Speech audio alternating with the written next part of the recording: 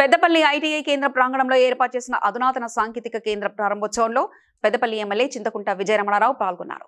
అనంతరం మాట్లాడుతూ 2324 కోట్లతో 65 ఐటీఐ సెంటర్లను అప్గ్రేడ్ చేస్తున్నామని తెలిపారు. పరిశ్రమలకు అవసరమైన నైపుణ్యాలు విద్యార్థులకు అందించేందుకు టాటా సంస్థ సహకారంతో వివిధ కోర్సులు ఏటీసీలో విద్యార్థులకు నేర్పిస్తున్నామని తెలిపారు.